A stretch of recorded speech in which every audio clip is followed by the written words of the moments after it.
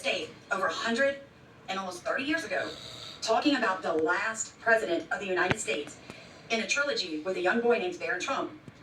Well, I couldn't pass it up. Now, whether you believe a time traveler wrote this, a demon, or somebody filled with the Holy Spirit, the fact is the book was written. And right now, together, I'm going to read some excerpts out of it. Not much, because I believe if you want to read it, you need to purchase it. But I'm going to read some of the good stuff for you guys. Get ready, sit back, get something to drink, tell her ready to go away, and give mom and dad a few minutes. Because, folks, this is amazing. Now I'm going to read for you some sections of this book, because I think these are very important. Throughout the length and the breadth of the South, and beyond the Great Divide, the news struck every hamlet and village like the glad tidings of a new evangel, almost as potent for human happiness as the heavenly message of 2,000 years ago. Bells rang out in joyful acclaim, and the very stars trembled at the telling over and over of what had been done for the poor man by his brethren of the north. And around the blazing pine knots of the southern cabin, and in front of the mining camps of the far west, the cry went up, "Silver is king! Silver is king!" Black palms and white were clasped in that strange love feast, and the dark-skinned grandchild no longer felt the sting of the lash on his sire's shoulder. All was peace and goodwill, for the people were at last victorious over their enemies who had taxed and tied them into a very living death. Now the laborer would not only be worthy of his hire, but it would be paid to him in a people's dollar, for the people's good, and now the rich man's coffers would be made to yield up their ill-gotten gain. And the sun would look upon this broad and fair land and find no man without a market for the product of his labors.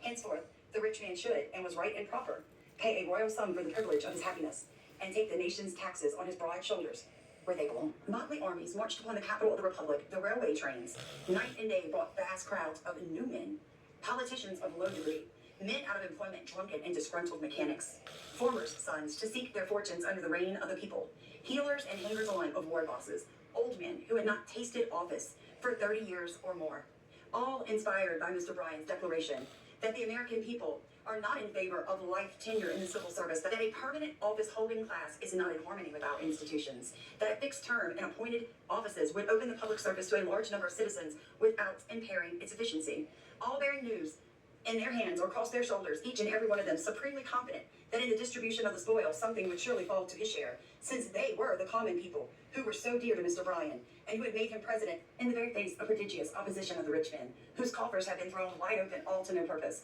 and in spite, too, of the satanic and truly devilish power of that hell upon earth known as Wall Street, which had sweated gold in vain in its desperate efforts to fasten the chains of trust and the claws of soulless monsters known as corporation upon these very common people, soon to march in triumph before the silver chariot of the young conqueror from the west. The inaugural address was not a disappointment to those who had come to hear it.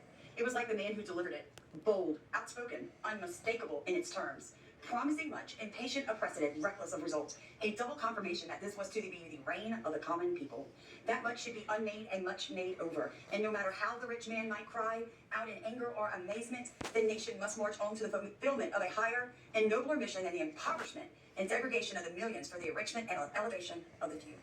Then he threw himself into a chair, and seizing a sheet of official paper, penned the following order and directed its immediate promulgation. Executive Mansion, Washington, D.C., March 4th, 1897, Executive Order Number 1.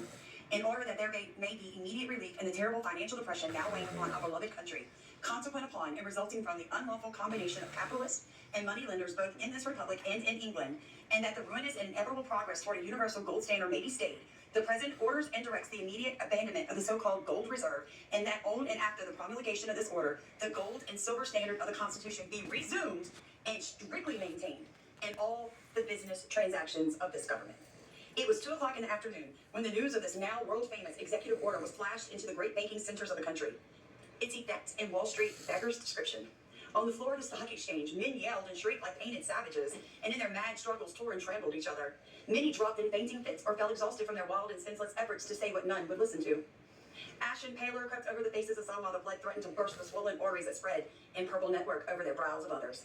When silence came at last, it was silence broken by sobs and groans. Some wept, while others stood dumbstruck, as if it was all a bad dream, and they were awaiting the return of their poor, distraught senses to set them right again.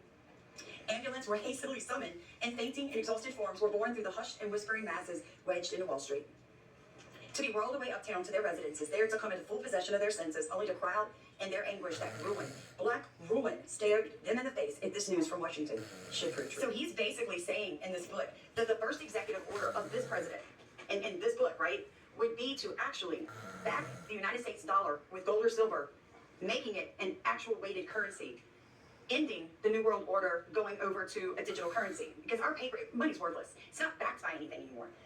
Could you imagine if Trump did this? What Wall Street, what happened there? Could you imagine how quickly the rich would lose their wealth? Let that sink in, folks. The first act to pass both houses and receive the signature of the president was an act repealing the Act of 1873 and opening the mint of the United States to the free coinage of silver at the ratio of 16:1 with gold, and establishing branch mints in the cities of Denver, Omaha, Chicago, Kansas City, Spokane, Los Angeles, Charleston, and Mobile. The announcement that reparation had thus been made to the people for the crime of 1873 was received with loud cheering on the floors and in the galleries of both houses. And the great North heard these cheers and trembled. "We are the people," wrote the president.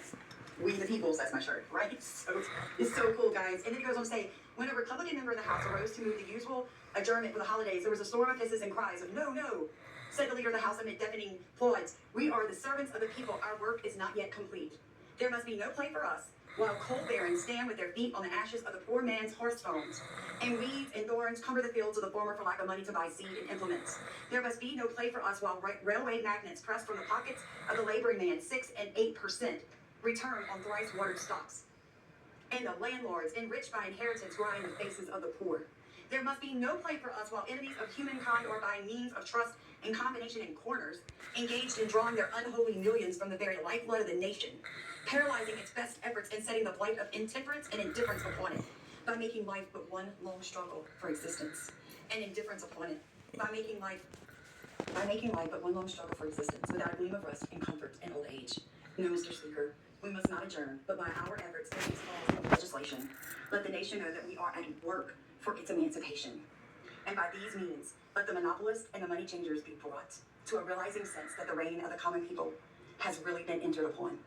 And then the bells will ring out happier, gladder new year than has ever dawned upon this republic. So I want you to think about our elderly right now. How I showed you guys the other day that they have cut food stamps in the state of Hawaii.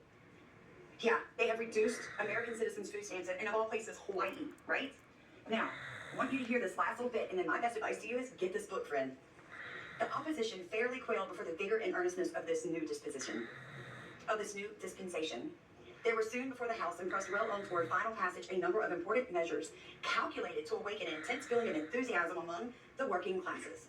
Among these was an act establishing a loan commission for the loaning of certain monies of the United States to farmers and planters without interest. What? An act for the establishment of a permanent Department of Public Works. Its head to be styled Secretary of Public Works, rank as a cabinet officer, and supervise the expenditure of all public monies for the construction of public buildings and the improvement of rivers and harbors. An act making it a felony, punishable with imprisonment for life for any citizen or combination of citizens to enter into any trust or agreement to stifle, suppress, or in any way interfere with full, open, and fair competition in trade and manufacturing among the states. You guys, I would vote for any president that would do just a little bit I talked about. Look, we're going to keep going, but it's time for me to feed my husband. It's been a long day. It's my third video today, guys. I love you. Let me tell you something. If the Holy Spirit has been telling you to do something, whether it's write a book, write a poem, open up a YouTube, start a garden, get out of debt, marry your girlfriend, whatever it is, friends, obedience is better than sacrifice. This gentleman wrote this book. He didn't know that in 2024, a Southeast Louisiana woman would be sitting in her home on September 18th, 2024, reading it to 51,000 people. He didn't know that a young man named Barron Trump, his daddy, would be running for president of the United States. He didn't know any of that. But he had a download for a story from the Holy Spirit.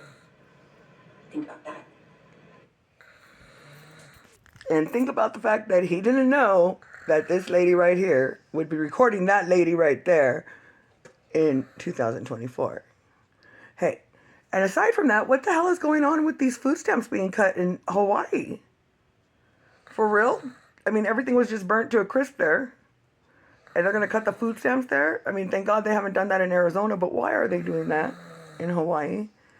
Wow.